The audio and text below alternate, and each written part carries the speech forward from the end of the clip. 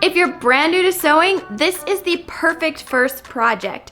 No curves, no zippers, just a strip of fabric and a few easy stitches. Even if you've never sewn a single thing before, you can make this. But this isn't just a practice project, it's something you'll actually use. Clip on your keys, maybe even a chapstick holder, and head out the door.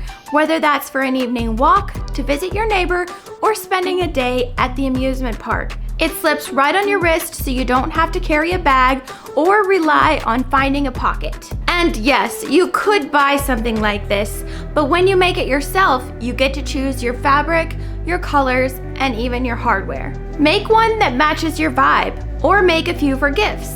It's quick, easy, and completely customizable. Welcome!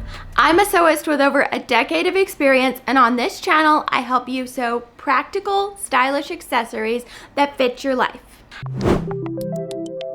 Now, let's take a look at what you'll need to make your own wristlet keychain. Start with one piece of fabric cut to 11 inches by 2 inches. I recommend giving it a good press before cutting. That helps you get crisp, accurate measurements. A piece of fabric from your scrap bin or a fat quarter will work great here. Now to make things easier, I've created a free digital pattern which you can access via the QR code on screen or in the description below. Download this printable pattern so that you'll have everything ready next time you want to make one for a gift. It includes multiple size options, full measurements, simple instructions, and a QR code that links back to this video. You'll want to add some fusible interfacing to give your wristlet keychain a little bit more structure. I'll be using Heat and Bond's medium weight non-woven interfacing. It's a little bit thicker, so it gives the finished piece a firm, polished feel. Feel free to use whatever you have on hand that matches your desired thickness and stability level. Next, you'll need a clamp for the end. The official option is a key fob hardware clamp, but I'll be using a ribbon clamp today because that's what I already have on hand. And it works just as well. Use whatever you've got that fits your budget and style. And you'll need something to clip on your keys. A standard key ring works fine, or you can use a swivel hook like I'll be showing in this video. If you're using a ribbon clamp like I am, you'll also want to grab a small jump ring. That's what we'll use to attach the swivel hook. And of course, don't forget to grab some coordinating thread. I'll link all of these supplies for you in the description below. Now, let's dive into the steps. So the first thing we're going to do is cut out the fusible interfacing. Just place the wrong side of your fabric strip down onto the shiny side of the interfacing. That shiny side is what fuses the layers together. Then cut around the fabric so the interfacing matches the same size and shape. Next, fuse the interfacing to your fabric. Follow the instructions on the packaging if you're using a different brand. But for this one, I'm just covering the fabric with a dry, lightweight pressing cloth and pressing with the iron for about 10 seconds at a time until everything is bonded. Once the interfacing is fully attached, just trim around the edges if any part is sticking out past the fabric. Next, we're going to prep the strip of fabric just like we did in the bookmark tutorial. And if you haven't seen that one yet, I'll link it in the card up here as well as at the end of the video. Start by folding the strip in half lengthwise so the right side of the fabric stays visible. Give that center crease a firm press, then open it back up. Because of the interfacing, these folds don't stay closed quite as easily as they would with just fabric.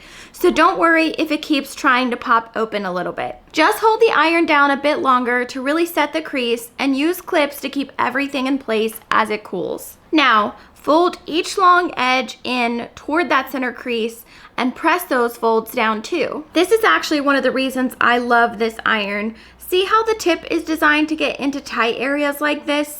It lets me press right along this narrow fold without bumping into the clips on the other side. It was made for sewing in mind, and that's why I love it. I'll link it below in case you're looking for a good one. Finally, fold the whole strip in half again along that original crease and press it well so everything holds in place. Then just add a few pins or clips to keep it from shifting. At this point, you should have a 1/2 inch wide and still 11 inches long strip. Now before we head to the sewing machine, take a second to clean up the short ends. Sometimes the layers shift slightly while pressing, so just trim any uneven bits to make sure it's a nice straight edge. Now, if you're enjoying this tutorial, don't forget to hit the like button and subscribe to support the channel and get notified of future projects coming up.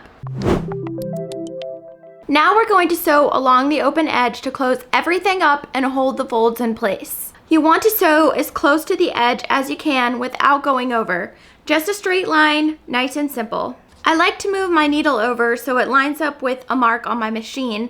Then I just keep my eye on that mark to stay straight all the way down. This is a good spot to take your time. Precision matters here, so go slow and focus on keeping your stitch line nice and even. Now we're going to sew along the other side, the folded edge, just like we did before. This isn't strictly necessary to hold it together, but it adds a clean, symmetrical look and helps the strip stay nice and flat over time. Again, sew close to the edge, take your time, and aim for a straight, even line. Next, we add the clamp. Start by folding your strip in half so the short, raw edges are lined up. Then carefully wiggle both ends into the clamp. It might take a little patience to get them fully inside, but just work at it gently until everything gets tucked in. Once the ends are in place, grab a pair of pliers and press the clamp closed. Make sure it's nice and tight, especially at the edges, so it holds securely. If you're using an official key fob hardware instead of a ribbon clamp, the process is basically the same. You just might have a wider clamp or one with a built-in ring, but you'll line up the edges, press them in, and squeeze it closed.